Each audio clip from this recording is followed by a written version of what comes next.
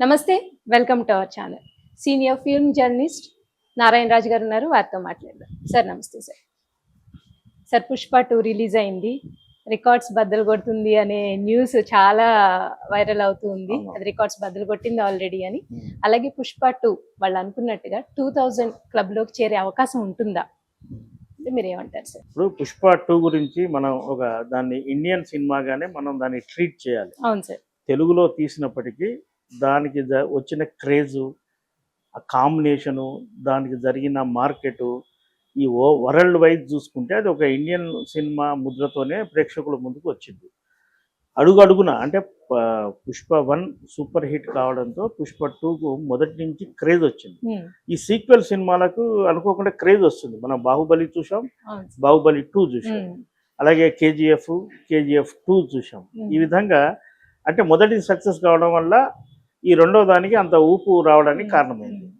అయితే గతంలో ఇండియాలో మరే సినిమాకు లేని విధంగా ఈ సినిమాకు వ్యాపారం జరిగిందని ఆ సినీ వర్గాలే చెప్తున్నాయి. సుమారుగా 1100 కోట్ల పైచిలుకు అమ్మకం జరిగింది.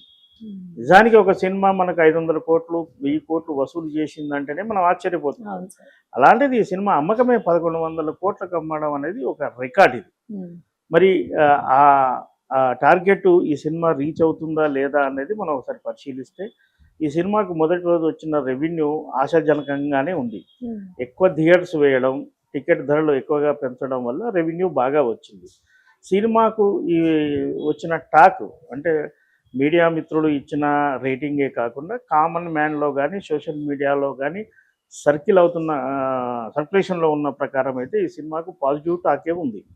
పైగా ఈ సినిమా రిలీజ్కి ముందే ఒక బజ్ క్రియేట్ చేయడానికి ఆ సినిమాకు సంబంధించిన ఐటమ్ సాంగ్ కావచ్చు, ఆ తర్వాత మాస్ సాంగ్ కావచ్చు, ఆ జాతర సీన్ కావచ్చు, ఇవన్నీ ఆ సినిమాకు హైప్ క్రియేట్ చేశాయి.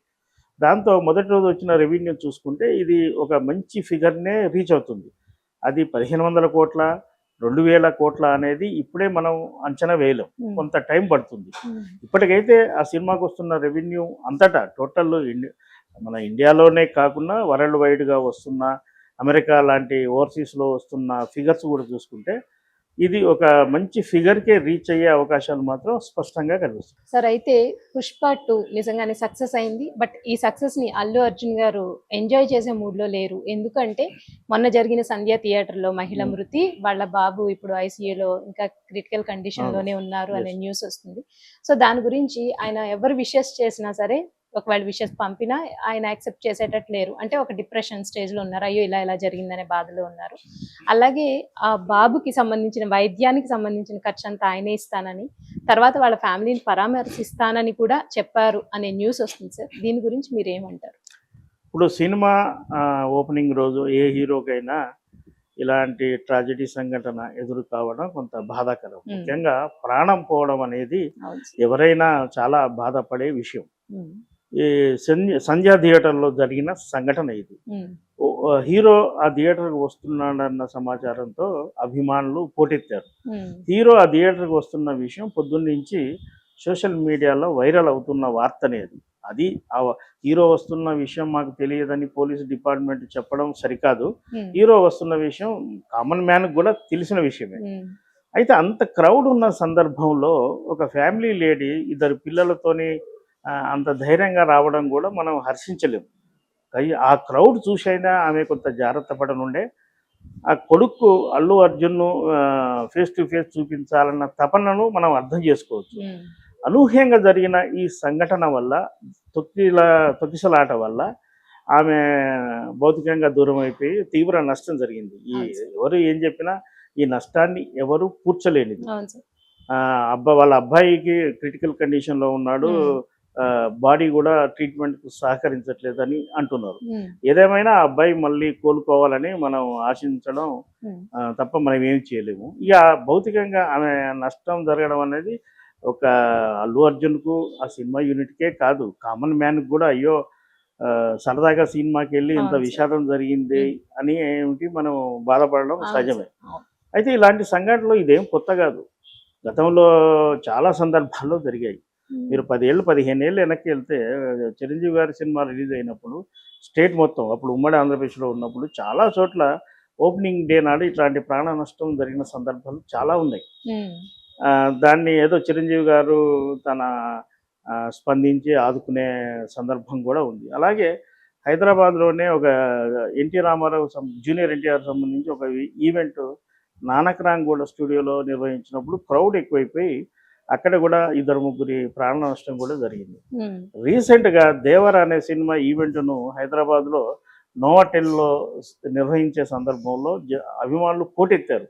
దాంతో పోలీసు వాళ్ళు కూడా కంట్రోల్ చేయలేక ఆ ఈవెంట్ను రద్దు చేశారు.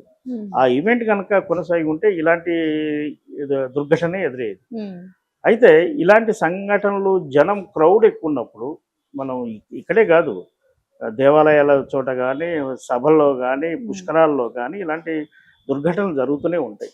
దాన్ని మరీ భూతద్దంతో చూడకుండా జరిగిన సంఘటన పట్ల అందరం బాధపడడం సహజం. ఇక అల్లు అర్జున్ ఆ కుటుంబాన్ని పరామర్శించడం అనేది మానవత్వం, ఉమ్, కనీస బాధ్యత. అవును సార్. ఆయన వీలున్నప్పుడు వెళ్ళి పరామర్శిస్తారు. ఆయన పరామర్శించినంత మాత్రాన పోయిన ప్రాణం తిరిగి రాదు. అవును. ఇక వైద్య ఖర్చులు అంటారా, అది పెద్ద విషయం ఏం కాదు. ఉమ్, కిమ్స్ హాస్పిటల్లో ట్రీట్మెంట్ పొందుతున్న బాలుడు కోలుకోవాలని అందరం కోరుకుందాం. ఉమ్, ఖచ్చితంగా ఇలాంటి సార్. సంఘటనలు ఈ మీడియా వల్ల, సోషల్ మీడియా వల్ల దీన్ని ఇంకా పెద్దగా చేశారన్న భావన నాకు అనిపిస్తుంది. ఉమ్, జరిగిన నష్టాన్ని ఎవరు సమర్థించరు, నష్టం నష్టమే. ఉమ్, కానీ ఈ నష్టాన్ని పూడ్చే ప్రయత్నాల్లో భాగంగా అల్లు అర్జున్ ఎలాంటి స్టెప్ తీసుకుంటాడు అనేది మనం కొద్ది రోజుల్లో మనకు స్పష్టత వస్తుంది. ఉమ్, రైట్ సార్. అయితే ఇదే సందర్భంగా ఈ ఇన్సిడెంట్ జరిగిన సందర్భంగా అల్లు అర్జున్ మీద కేసు ఆల్రెడీ నమోదైంది. కానీ చాలా మంది విద్యార్థి సంఘాలు కానీ చాలా మంది వాళ్ళందరూ ధర్నా ఏంటంటే అల్లు అర్జున్ని అరెస్ట్ చేయాలి.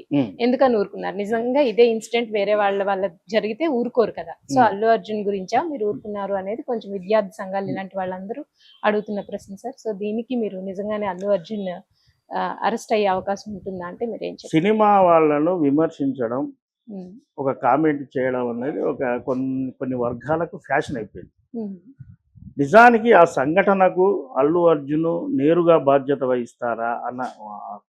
వహిస్తారా లేదా అన్నది మనం ఒకసారి పరిశీలిద్దాం. ఉమ్, అల్లు అర్జున్ రావడం వల్లే అక్కడ అలాంటి జరిగిందన్నది సబబు కాదు.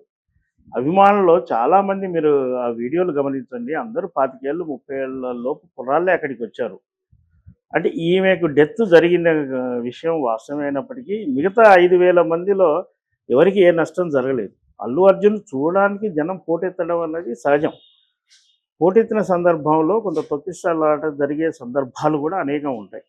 దాని నుంచి అది థియేటరు, దానికి ఒక కాంపౌండ్ వాల్ ఉంటుంది, ఓపెన్ ఆడిటోరియంలో ఉండదు కాబట్టి అక్కడ కొంత ఇబ్బంది అవుతుంది. ఆ ఇబ్బందిలో ఆమెకు తీవ్ర నష్టం జరిగింది, ప్రాణం పోయింది.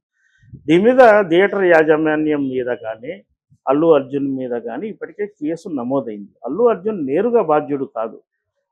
సమాజంలో అనేక మీటింగ్లలో, అనేక జాతరలలో, అనేక సందర్భాలు అంటే జనం మూగే క్రమంలో ఎన్నో ఇన్సిడెంట్లు జరుగుతుంటాయి. దానికి బాధ్యులు అక్కడ ఒక ముఖ్యమంత్రి హాజరైనప్పుడు తొక్కిసలాట జరగవచ్చు, లేదా ఒక ప్రధాని హాజరైనప్పుడు జరగవచ్చు, లేదా ఒక మత గురువు హాజరైనప్పుడు తొక్కిసలాట జరగవచ్చు. అలా అని వాళ్ళని అరెస్ట్ చేశారా? అరెస్ట్ చేసిన సందర్భాలు ఉన్నాయా?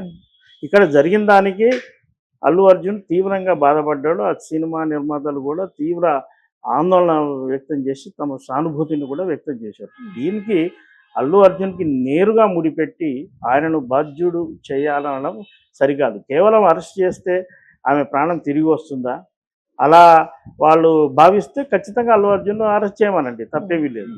అంతే తప్ప ఏదో పబ్లిసిటీ కోసమో మరో దానికోసమో